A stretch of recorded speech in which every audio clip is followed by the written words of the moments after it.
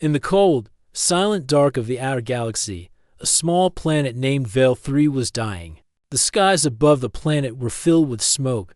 Fire rained down from the sky. Buildings burned. Machines sparked and died. The scientific outpost, once full of knowledge and peace, had turned into a battlefield. T-Vax, a Zolari scientist, hid beneath the floor of the command center. His body trembled, and his long fingers clutched a small communication device. He had pressed the emergency signal. Just minutes ago, a universal distress beacon. It was meant to reach the nearest Allied fleets, maybe even the Zolari homeworld. "We are under attack," his message had said. "Unknown mechanical force, requesting help. Anyone, please respond." He did not know if anyone heard it. He could only wait, and hoped. Out above him, the sound of heavy metal feet moved through the broken halls. The attackers made no sounds of speech, no warning, no mercy. They were machines, but they were not simple. They were alive in a strange, terrifying way. The Neric hive, as he would later learn, was not just invading. It was consuming. Far away, light years from Vale 3, Earth spun peacefully in its orbit around the sun. Its people were busy working, building, arguing, laughing.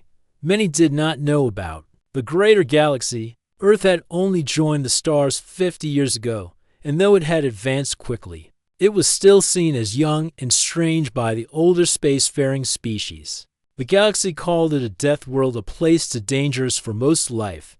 Its storms were violent, its animals were strong and wild, its diseases were deadly, but most of all, its people were different. They were emotional, bold. Some said reckless, others said fearless. When the distress signal from Vale 3 reached Earth, it was by chance. The Zolari had not sent it to humans. Their technology was different, but humans were good at listening. A deep space listening post near Pluto picked up the signal. Within hours, the United Terran Alliance knew everything. The room was quiet as the signal played in the Yuta Command Council chamber. The voice of T-Vax echoed through the speakers. "Unknown mechanical force requests help. Civilians trapped. Please respond." Captain Janessa Cole stood at the edge of the table. She had seen her share of battles on Mars, in the asteroid wars, during the pirate raids near Jupiter. But this felt different. This wasn't Earth's fight, yet she couldn't stop thinking about it. "They didn't send it to us," said Admiral Lang. "This is a Zolari matter." Cole frowned. "They're asking for help." Lang looked around. "The table, they won't expect us. They might not even want us involved." Another officer, Commander Iqbal, shrugged. "We could send scouts." Quietly, Cole shook her head. "Scouts won't make it in time. That planet needs boots on the ground, not sensors in space." Lang sighed. "And you want to go?" "Yes," she said. "Let the galaxy see what happens when humans answer the call." The UTS Dauntless was not Earth's largest ship, but it was fast, smart, and tough. Its crew was small, just over 100 people, scientists, engineers, soldiers, and medics, all volunteers. Already, within 48 hours, the Dauntless jumped into FTL space, leaving Earth behind and heading toward the edge of the galaxy. T-Vax had stopped counting the hours. The air in the bunker was thin. His energy was low. He had lost contact with the others. If any Zolari remained alive, he could not hear them. He was alone. Suddenly, the ground shook. A low rumble echoed through the structure. He pressed himself against the wall. Was it the machines again? Had they come to finish their work? Then a second rumble, different, sharper. Above him, a deep voice spoke through static. "This is Captain Janessa Cole of the United Terran Alliance. If anyone can hear me, we're here to help." "Hold on." T-Vax stared at the speaker in shock. Terrans, humans, Deathworlders? He had heard the stories. Wild stories, impossible ones, that they survived on fire rock planets, that they swam in acid water, that they punched apex predators for fun, that they never gave up. They were myths. Warnings told to young Zolari. Be polite to humans, never fight them, never invite them. And now they had come. On the surface of Vale 3, the Dauntless crew fought, like no one the Neric had faced before. Where the Zolari ran, humans advanced. Where others used precision, They used force and speed. The hive adapted quickly, but the humans adapted faster. Lieutenant Ramirez led the ground team. His boots crunched over broken metal as he fired at the serpentine machines. "They don't like fire," he shouted. "Light 'em up." Flamethrowers roared. Grenades flew. Shields held. The air smelled of burning oil and smoke. Inside the bunker, T-Vax heard a loud crash. The ceiling split open. A large hand reached down, armored in black metal. "You T-Vax?" asked a human voice. He nodded weakly. "Let's get you out of here." The human pulled him up as if he weighed nothing. T-Vax blinked against the light. Round him, the machines lay broken. The humans stood in formation, strong, alert, alive. T-Vax looked at the human who had saved him. She had dark eyes, tired but determined. "I'm Captain Cole," she said. "You called for help." "We came." He opened his mouth, but no words came. He had expected many things: cold silence, more death, even rescue from his own kind. But not this. Not them, not the Deathworlders. Smoke still curled from the ruins of the Zolari outpost on Vale 3. The once beautiful research station was now a field of ash and broken steel. Towers lay in pieces. Walls were scorched. The ground itself had deep cuts, as if the planet had been clawed by something terrible. Above the chaos, the UTS Dauntless hovered silently. Its engines whispered low power to keep it from drawing too much attention. Inside the ship, the crew worked quickly and quietly, scanning for survivors, watching for more threats. Captain Janessa Cole stood on the bridge, arms crossed. Her dark eyes looked at the screen, which showed a live view of the surface. She wasn't smiling. She never did during a mission. "Status report," she said. "Ground team has returned with one survivor," replied Officer Lin. "His name is T-Vax. He's stable, but in shock." Cole nodded. "Good. Any sign of the enemy?" Lieutenant Cream shook his head. "Not yet, but we're seeing signs of movement about 5 kilometers north. Could be Hive scouts." Cole tapped the screen. "Get the ship ready for emergency liftoff. Just in case. I want all weapons hot. We're not done here." T-Vax sat in the Dauntless's medbay, staring at the floor. His thin, silver-blue skin was covered in dust and bruises. Medical drones floated nearby, patching wounds and checking his vitals. He didn't speak much, but his eyes followed every human who passed by. To him, they were strange, loud, bold, quick, even. Their laughter was loud. A young medic named Nora sat beside him. She gave him water and a warm protein bar. T-Vax looked at it with confusion. "What is this?" Nora smiled. "Energy food. Not tasty, but it'll help." He blinked. "You rescued me. We're not leaving anyone behind," she said softly. "Why?" he asked. "This isn't your war." She didn't answer at first. Then she said, "Because someone has to care." Back on the surface, the Dauntless deployed new drones. They flew through the air, mapping the area, sending back images and sound. Lieutenant Ramirez and his team moved through the wreckage with caution. The Hive might have pulled back, but they were never far. The enemy learned fast.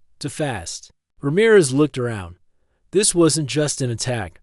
This was a test. Sergeant Patel frowned. "A test? Yeah," he replied. "They didn't want the outpost. They wanted to see how we'd respond. Then let's make sure they remember the answer." Captain Cole entered the medbay. T-Vax stood slowly, trying to show respect. His body trembled from exhaustion. "You don't need to stand," she said. "It is the polite thing." He replied, "You're a war leader." "I'm a captain," she corrected. "Janessa Cole, you're T-Vax." "Yes." She sat beside him. "We're scanning the area. We think the enemy is regrouping." T-Vax looked down. "You shouldn't stay. The Hive will return. They always return." "That's fine," she said calmly. "So will we." He looked at her with wide eyes. "You don't fear them. We don't like bullies. They learn. They change. They grow stronger with every battle." "Good," Cole said, standing. "So do we." Hours later, the enemy returned. The Dauntless sounded its alert. Red lights blinked through the ship. "All hands, prepare for engagement." Cole's voice rang out. Dozens of mechanical figures moved across the surface. Metal bodies shining in the weak sunlight. They were taller, now smarter. Their shapes had changed since the last battle. Their weapons were faster. They've adapted, Ramirez said from the ground. So have we. Cole replied. The battle was fast and brutal. The hive fired beams of green light, cutting through walls and stone. But the humans were ready. They used cover, moved in teams, and set traps. Their bullets were armor-piercing. Their drones buzzed like angry wasps, blasting enemies from above.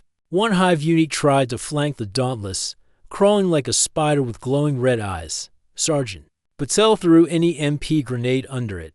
The explosion was silent, but deadly. The machine dropped like a puppet with cut strings. Inside the Dauntless, T-Vax watched the fight on a screen. He saw Ramirez pull a wounded soldier to safety. He saw Cole giving calm, clear orders even. As the ground shook, and he saw something else. The humans weren't afraid. They were alive and battling a way no Zolari ever was. After an hour, the hive began to pull back. Their units stopped moving. Their bodies fell still. It was over. For now, back on the Dauntless, Cole stood over a table covered in parts of broken hive machines. Engineers worked quickly, scanning the metal, trying to learn more. They were trying to access our systems, Officer Lin said. They're learning fast. They always do, Cole replied. But we're faster. T-Vax entered the room. Still weak but walking better. You stayed, he said. Yes, they will return. Then we'll return too, she said. T-Vax looked at the pieces of hive metal, then at the humans. You don't give up, he said softly. No, Cole answered. That's not something we know how to do. Later that night, the Dauntless crew gathered in the mess hall. They were tired, dirty, and bruised. But they laughed, they told stories. They checked on each other. T-Vax sat among them. He listened. They didn't act like warriors. They didn't act like conquerors. They acted like people. He had feared them once. He had believed the stories that Deathworlders were dangerous, wild, even mad. Now he understood. They were dangerous, but only to those who brought harm. They were wild, but only in the way storms are wild. They were not mad. They were brave, and they had come, even when no one expected them to. The air on Veil 3 had gone quiet again, but it was not peaceful. Smoke still hung in the sky like a ghost. The battle was over, but the humans knew it would not be the last. The hive had pulled back, but not because they were weak. They were thinking, watching, learning. Inside the UTS Dauntless, the mood was calm but focused. Every soldier, engineer, and officer was working. They repaired armor, reloaded weapons, and studied hive technology. There was no panic, only preparation. Captain Janessa Cole stood in the command room, watching a screen filled with hive data. Pieces of broken hive machines had been collected and were now being scanned. Lieutenant Kareem pointed to the display. This one, he said, it's not like the others. It changed during the fight. How? Cole asked. The armor is thicker. The legs are faster. And this, he pointed to a strange chip. This wasn't in any of the first wave models. Officer Lin leaned forward. It's a learning system. The hive doesn't just adapt, it upgrades. Cole nodded slowly. Then every fight makes them smarter. And more dangerous, Lin added. In the medbay, T-Vax stood beside a table full of human medical tools. His wounds were healing. His eyes no longer showed fear, only deep thought. Nora, the young medic, gave him a gentle smile. Feeling stronger? Yes, he said. Your medicine works fast. She chuckled. We get hurt a lot, so we got good at fixing it. T-Vax looked at her, then at the other humans. Nearby, you knew the hive would return, and you stayed. We always finish what we start, she said. T-Vax thought for a moment. The hive learns, but so do you. That is why they fear you. Nora tilted her head. Do they? They should, he said quietly. Captain Cole gathered her top officers and ground team in the war room. A glowing map of Veil 3 appeared in the center. The hive is pulling back, she said, but not retreating. They're building something. What makes you think that? Asked Ramirez. Cole pointed to several areas on the map. Our drones are seeing new patterns. Hive movement has slowed. They're digging, constructing. Maybe another base, Lynn asked. Maybe, Cole said. But I don't want to wait and find out. We strike first. A silence fell over the room. Captain, said Lieutenant Cream, we don't know how large their new force is. We don't, she agreed. That's why we hit them hard and fast. Before they finish whatever they're building, T-Vax stepped forward. He had asked to be part of the meeting. I have studied Hive tactics, he said. They never waste energy. If they are building, it means they have a plan. Then let's break it, Ramirez said with a grin. The next morning, before the sun fully rose, the Dauntless sent out 3 scout drones. They moved low across the ruined fields, scanning and recording. What they found confirmed Cole's guess. The Hive was building a signal tower large, tall, and glowing with energy. It pulsed every 10 seconds like a heartbeat. But it wasn't just a tower. It was a beacon. They're calling reinforcements, said Officer Lin. This isn't just a planet invasion. It's the start of something bigger. Cole's voice was steady. Then we make sure this is where it ends. The attack was planned in just 2 hours. Ramirez would lead the ground team. Cole would provide aerial support from the Dauntless. T-Vax offered tactical advice explaining Hive weaknesses, how they shared information, and where their minds were most vulnerable. The human crew listened carefully, not because he was Larry, but because he knew things that could save lives. That respect meant more to T-Vax than words could say. The battle began at dawn. The humans moved like shadows between the rocks and broken metal of Veil 3. Drones flew above, sending live footage to the Dauntless ahead of them. The Hive tower glowed brighter and brighter. Around it stood a new kind of defender, taller Hive machines, faster and heavier than before. Sergeant Patel whispered, "They look ready for war." "They always are," Ramirez replied, raising his weapon. "But so are we." The team charged. Gunfire burst across the field. The Hive responded instantly. The new machines were quick, dodging and firing beams of light. But the humans had changed too. They used smoke bombs, false signals, and EMP grenades. They attacked from angles the Hive didn't expect. While the Hive learned to fight, the humans had learned to outthink. Meanwhile, above the battlefield, the Dauntless flew low, scanning the tower. "It's charging," Lin said. "Once complete, it will send a signal across half the galaxy. Target it now," Cole ordered. All weapons ready. On the ground, Ramirez's team reached the tower's base. They placed charges while others held the line. A Hive unit tried to break through, but Nora, now fighting as part of the team, stood firm. She used a plasma shield to protect the bomb unit. "You're not getting past me," she said, voice steady. Behind her, the charges were set. "Clear out," Ramirez shouted. The team ran above. The Dauntless fired a final shot. Boom. The tower exploded, sending dust and energy into the sky. Hive units nearby shut down instantly. Others began to retreat again, this time slower, more uncertain. They had lost something important. They had lost the signal. Back at the Dauntless, Cole stood with her team. The battle was over. The enemy was gone for now, but they all knew it would not be the last. T-Vax looked at the wreckage on the screen. "You broke their plan," he said. "They will return with more force." Cole nodded. "Then we'll break that one too." "You think like them," T-Vax said. "No," Cole said. "They tried to think like us. That's their mistake." That night, the Dauntless floated quietly above Veil 3.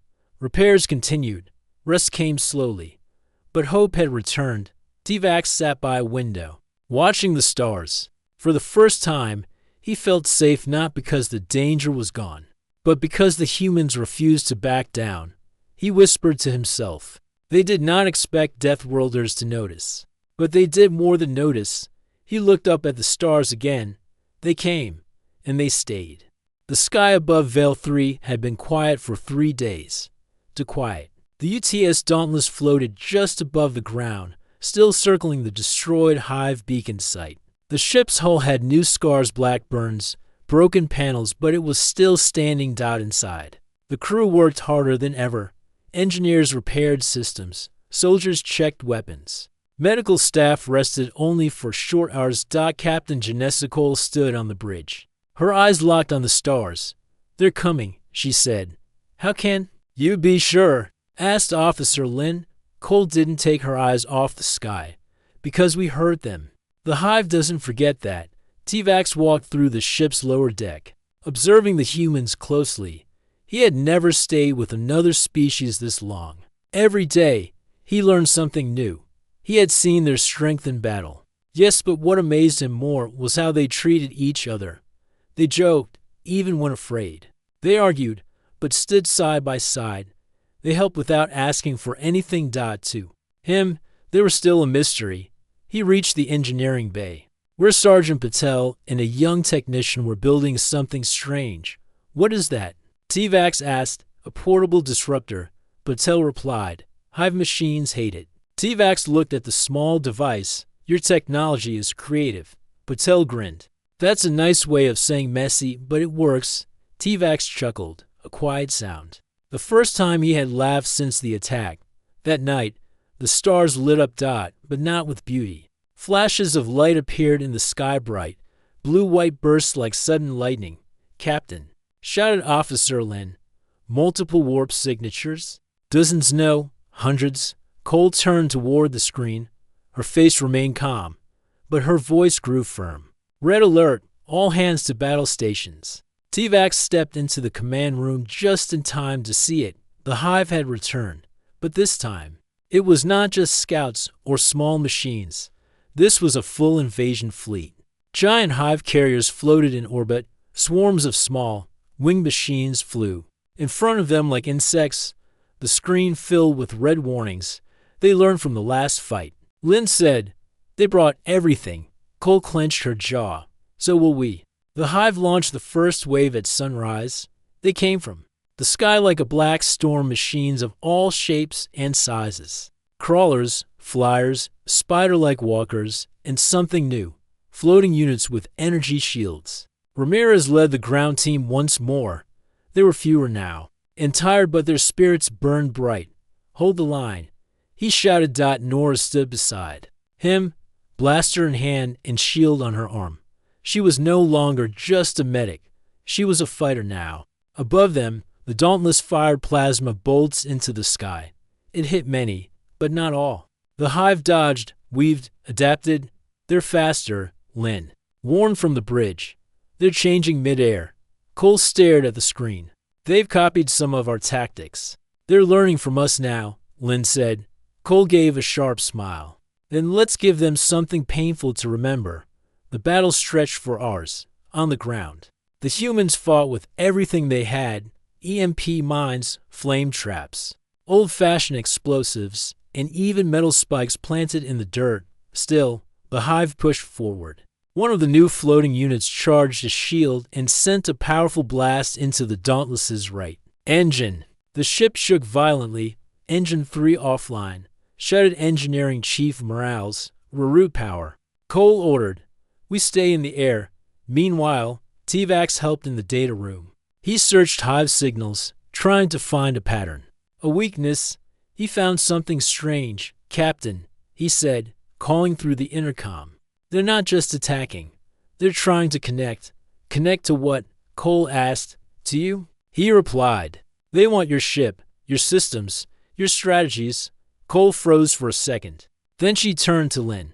"Shut down our open systems. All of them. Airlock controls. Drone links go dark now." Lin moved fast. "Done." The ship's lights flickered for a moment, then stabilized. Cole looked out the window again. "They're not just learning. They're trying to become us." Ramirez's team had fallen back to a secondary line. Half the team was injured. Ammo was low. The Hive crawlers were almost through, just when it seemed like the machines would overwhelm them. A giant roar echoed across the field from the Dauntless. A new weapon dropped, a heavy mobile turret named Goliath, designed just days ago by the engineers. It landed with a thud, then lit up with bright red sensors. Fired a steady stream of plasma. Tearing through Hive lines, the machines pulled back slightly, regrouping. Ramirez took a deep breath. "Thank you, Goliath," inside the Dauntless. Cole stared at the blinking dots on the screen. More hive carriers were arriving. Her ship could not last much longer. But she had one last plan. She turned to T-Vax. You said they want to connect. Can we let them? T-Vax hesitated. Yes, but it would be dangerous. That's fine, she said. I want them to see something. She gave orders quickly. They would open one system, a fake one. A trap inside it. They would load what the hive wanted: false maps, false code, human anger, audio files of battle cries, messages about Earth's strength, images of destroyed hive units, all wrapped in code that, once accessed, would release a virus into the hive's shared memory. A virus that said only one thing: you cannot break what refuses to bend. Minutes later, the hive connected. They took the bait. The virus spread quickly. All across the battlefield. Some hive units froze. Others shook violently and fell. Even the sky darkened as the hive carriers turned in confusion. On the ground, Nora watched as the machines around her stopped moving. She stared, unsure whether to cheer or run. Then Ramirez shouted, "They're breaking! Push forward!" The humans took back the field. The hive was not fully defeated, but they were hurt. Their network was broken, their shared memory infected. They had tried to copy humanity. Instead, they had learned what it means to resist. That night, the Dauntless floated quietly once again. Half the ship was damaged, many were injured, but they were alive, and they had one. Cole stood on the bridge with T-Vax. They'll be back, he said. I hope they are, she replied. Because we'll be ready. T-Vax nodded. I once feared Deathworlders. Now, I understand. You don't just survive, you protect. She looked at him and gave a rare smile. We answered the call. That's what we do.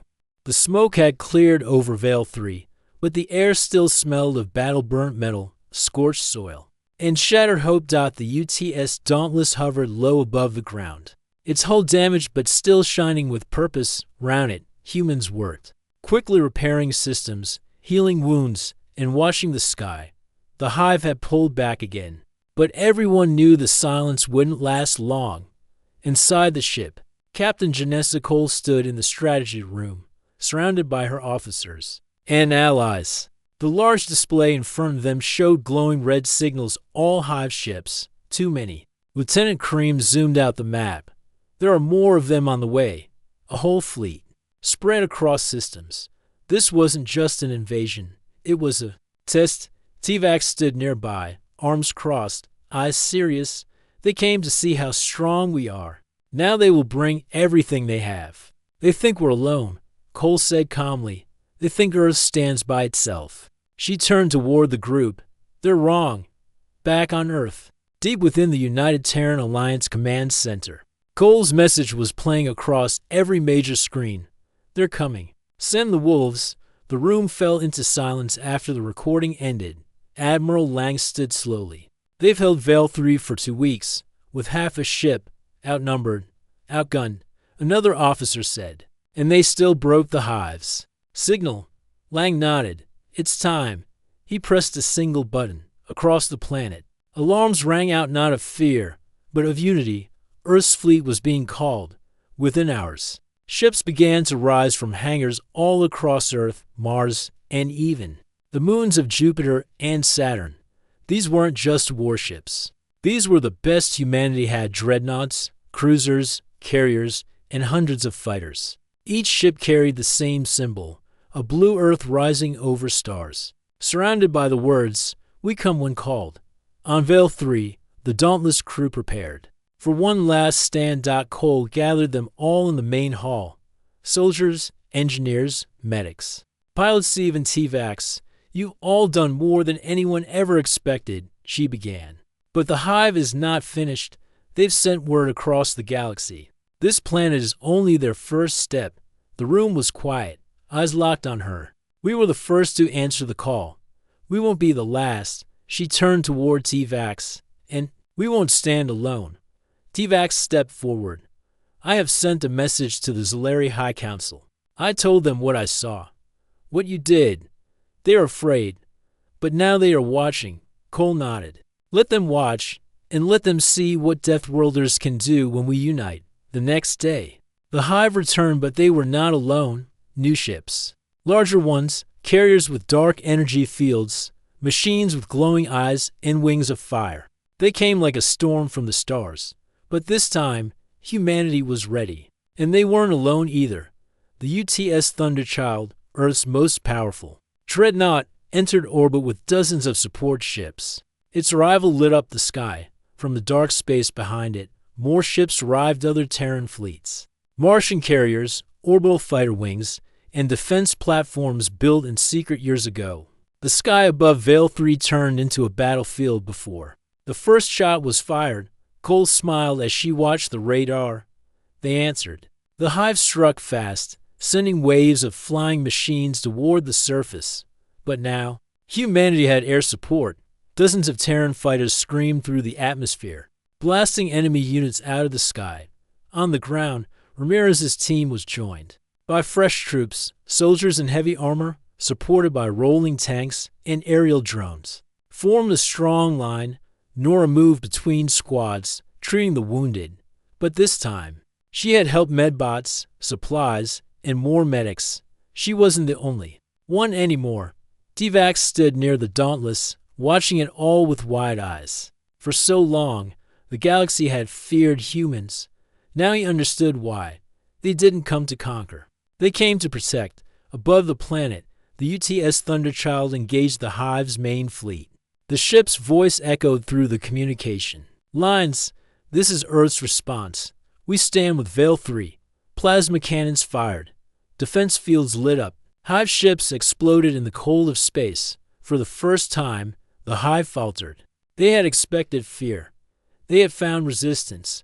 They had expected weakness. They had found unity. Back on the ground, Cole led a combined strike toward the last hive. Core Tower, hidden deep beneath the soil. The humans and Zalari soldiers fought side by side. T-Vax, holding a scanner, guided the team. We are close, he said. But there is something strange. This tower is different, Trap asked. Ramirez, maybe, T-Vax replied. Or maybe it's their command center. Cole nodded.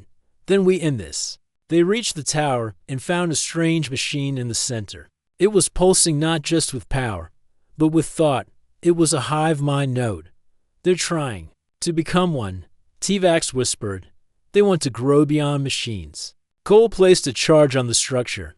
They want to become more? She said, let's remind them what humans are. They ran back. The explosion lit up the cave with a blinding flash. Hours later, the last hive signals vanished from VAEL-3. The survivors stood among them. Ruins. Tired. Wounded. Victorious. Above them. The sky now showed the combined flags of Earth and its allies.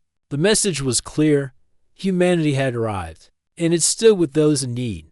Later, T-Vax stood beside Cole, looking out at the stars. My people watched this battle, he said. They now speak of you with respect, even fear. Cole didn't smile, but her voice was steady. Let them speak. Let them know that when someone calls for help, humans answer.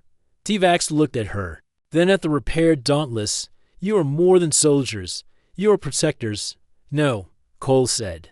We're Deathworlders, and this galaxy just met us. The war on Vale 3 was over. The hive ships were gone. Their machines were broken and scattered across the blackened fields. Smoke still rose from craters, and the scent of battle still lingered in the air. But the skies were finally clear. The people of the UTS Dauntless stood quietly among the ruins. Some sat on rocks, resting for the first time in days. Others walked slowly through the battlefield, checking for any last signs of danger. There were no more hive signals, only silence, and peace. Captain Janessa Cole stood at the edge of a small hill, looking out over the land. The morning sun cast a soft golden light over the burned soil.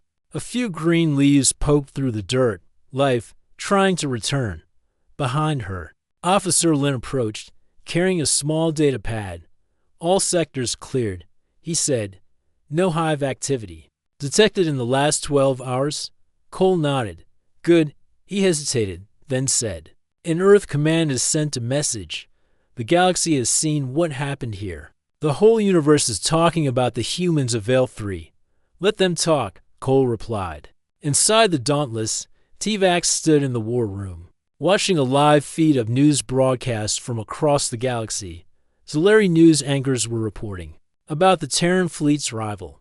Other species, once silent, now praised Earth's courage. Even distant empires were sending messages of thanks. But most of all, they were surprised. Nobody had expected Deathworlders to answer a call for help, and certainly not to stay and win. Down in the medical bay, Nora helped a young soldier with a bandaged arm. The boy smiled weakly. "Did we really win?" he asked. Nora smiled back. "We did." She turned to see Sergeant Patel entering the room, still covered in dust but smiling like someone who had just climbed a mountain. "We're going home soon," he said. "Do you think the hive is finished?" Nora asked. Patel shook his head. "No, but they've been hit hard, and now they know we won't run." That afternoon, a ceremony was held outside the Dauntless, not for celebration, but for memory. Rows of helmets were placed on the ground, each one belonging to someone who didn't make it back. Cole stood before the crew. "We didn't come here for glory," she said. "We didn't come here for conquest. We came because someone called for help, and no one else answered." She paused, looking over the faces of her crew. Many said Earth should stay out of galactic affairs, that we were too young, too wild, too dangerous. She held up a broken piece of hive metal. "They were right about one thing: we are dangerous, but only to those who bring harm." She set the metal down beside a helmet. "We came when no one else did, and now they all know. When Deathworlders arrive, we don't leave until the fight is over."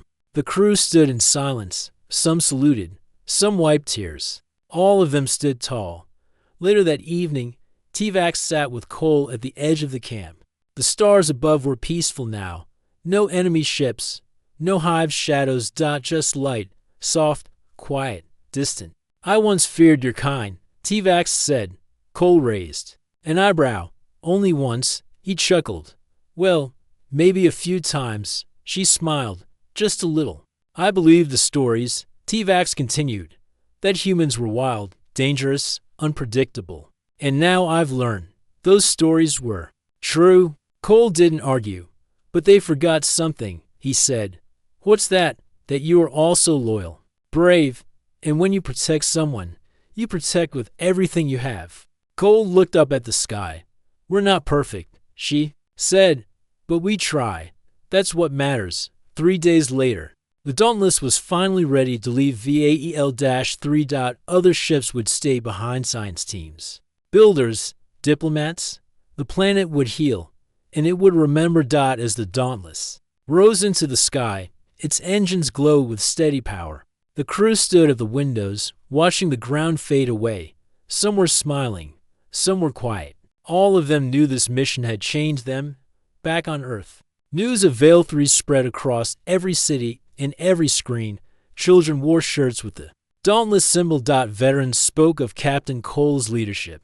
The name Veil 3 was no longer a forgotten planet. It was a symbol, a message. When no one else answers, humans will. In the Great Hall of the Galactic Union, the Zolari representative stood before hundreds of other species. He cleared his voice and said, "We sent a distress call into the stars. We hoped for help. We expected silence. But what came was Earth. What came were Deathworlders." He paused, then added, "And they did not come to conquer. They came to stand with us and fight beside us." Across the chamber, ambassadors stood. Some clapped, others bowed their heads. For the first time, Earth's seat at the Union was no longer empty, and it would never be ignored again. Back on the Dauntless, far from the noise of politics and news, Cole sat alone in her quarters. A small note sat on her desk. It was written by a young Zolari child, now safe on another ship. It read, "Thank you for answering." Cole read it once, folded it carefully, and placed it inside her jacket pocket. She looked out at the stars once more. There would be more calls, more battles, more places like Veil 3. And the galaxy now knew one simple truth. When Deathworlders answer, they do not come quietly. They come to fight. They come to protect, and they never leave anyone behind.